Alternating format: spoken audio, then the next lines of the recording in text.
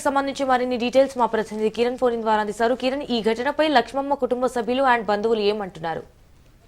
సరే, ఏదైతే చిత్తూరు జిల్లాలో భూ కబ్జాదారుల్లో అక్రమాలు రోజు రోజుకి పెట్టరేగిపోతున్నాయని చెప్పుకోవచ్చు. అయితే చిత్తూరు జిల్లా పూతలపట్టు నియోజకవర్గంలో గుట్టపాలెంలో లక్ష్మమ్మ అనే 90 ఏళ్ల వయోవృద్ధులను కూడా ఈ కబ్జాదారులు వదలడం లేదని చెప్పుకోవచ్చు. ముఖ్యంగా ఏదైతే లక్ష్మమ్మ సంబంధించి అలాగే ఆమెకి ఆ ఇంట్లో 40 సంవత్సరాలుగా ఉంటుంది. దానికి సంబంధించి ఆమె దగ్గర పింఛన్ కావచ్చు, అదేవిధంగా ఆధార్ కార్డు, ప్రధానమంత్రి ఆవాస్ యోజన, ప్రతి ఒక్క ఆధారాలు అన్ని ఉన్నాయి. కాకపోతే ఆమె ముస్లాం కావడంతో ఆమె పక్కన ఉన్న తామల చెరువులోని తన కూతురు ఇంటికి తరచూ వెళ్ళు వస్తుంటుంది. అయితే దాన్ని అదనుగా చూసుకున్న పక్కనే ఉన్న భాస్కర్ నాయుడు అనే అతను సర్వేయర్ బాలాజీ, అదేవిధంగా వాళ్ళు కలిసి మరొక రెవెన్యూ వాళ్ళతో కలిసి దాన్ని పూర్తిగా ఆ స్కెచ్లన్నీ మార్చేది. ఏవైతే రెవెన్యూ సెక్షన్ లో ఉంటాయో సర్వే నెంబర్లు అవన్నీ మార్చి కూడా ఆమెని ఇంట్లోకి రానియకుండా నిర్బంధించే ప్రయత్నం చేస్తున్నారు. అయితే తమకు న్యాయం చేయాలంటూ కూడా ఆమె గత 5 నెలల నుంచి కూడా కలెక్టర్ ఆఫీస్ చుట్టూ తిరుగుతుంది. మరోపక్క కలెక్టర్ కూడా పూర్తి ఆదేశాలు ఇచ్చారు.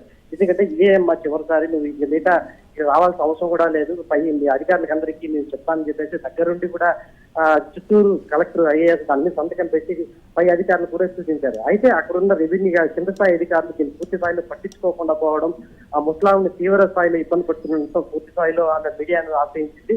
అయితే దీని మీద ఇమీడియట్ గా యాక్షన్ తీసుకోవాలని చెప్పి ఇప్పటికే కలెక్టర్ ఐఏఎస్ సునీత్ కుమార్ కూడా ఇప్పుడు ఆదేశాలు జారీ చేశారు. అయితే మాత్రం అక్కడున్న డిఆర్ఓ కావచ్చు, అదేవిధంగా సర్వేయర్ బాలాజీ కావచ్చు, వీళ్ళు నిమ్మక నీరు ఇస్తున్నట్టున్నారు. ఇంకనైనా మాకు న్యాయం చేయాలని చెప్పేసి ఆ ముసలామ ఎవరైతే ఉన్నారో లక్ష్మమ్మ, ఆమె కావచ్చు, ఆమె కూతురు కావచ్చు, ఆమె వచ్చి కలెక్టర్ ఆఫీస్కి తిరుగుతున్నారు. మరోపక్క ఈ బాలాజీ కావచ్చు, అదేవిధంగా సర్వేర్ కావచ్చు, వీళ్ళందరూ కూడా ఆమె పెద్దాం దగ్గర నుంచి పెద్ద ఎత్తున డబ్బులు కూడా డిమాండ్ చేసినట్టు కూడా మనకు తెలుస్తుంది. ఏదేమైనప్పటికీ అధికారులు స్పందించి వెంటనే ఆ ముసావిడికి న్యాయం చేయాలని చెప్పేసి అధికారులే కాదు, స్థానికంగా ఉన్న ఆ ఊర్లోని ఉత్తపాలెంలోని ఊర్లోని నాయకులు కూడా ప్రతి ఒక్కరూ ఆమెకి సపోర్ట్ కనిపిస్తారు. మరి వేసి చూడాలి, ఆ పెద్దానికి ఇంకన్నా న్యాయం జరగాలని కోరుకుంటా ఉన్నారు.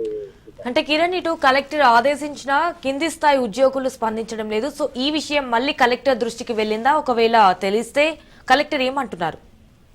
ఇప్పటికే కింద స్థాయి అధికారులు ఎవరైతే ఉన్నారో సర్వేయర్, ముఖ్యంగా ఎవరైతే సర్వేయర్ బాలాజీ, మరొక డిఆర్ఓ, వీళ్ళందరూ రెవెన్యూ ఆఫీసర్లకి అప్పటికే చిత్తూరు కలెక్టర్ సునీత్ కుమార్ ఐఏఎస్ కూడా ఒకసారి వాళ్ళు పిలిపించి సర్వేయర్ బాలాజీ కూడా చెప్పారు. మళ్ళీ రెండోసారి రిపీట్ కాకుండా ఈ పెద్ద ఆవిడ కానీ కలెక్టర్ ఆఫీస్కి వస్తే తన చర్యలు తీసుకుంటామని కూడా చెప్పడం జరిగింది.